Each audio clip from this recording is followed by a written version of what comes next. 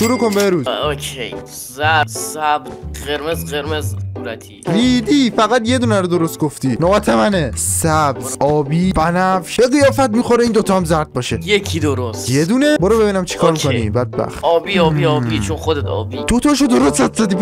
نوبت منه. به قیافت میخوره این ستا رو خالی کنم. یه دونه اینجا زرد بذارم. آها. چند تا درسته؟ دهنت سرویس. 3 تا درست اومد. 3 تا درسته. نوبت توه. به قیافت میخوره این قرمز. 3 تا درسته. ببین الان اینو برمیداریم، اینجا رو قرمز میذاریم، اینجا رو خالی میذارم. چند تا درسته؟ 2 تا درست. 2 تا درسته؟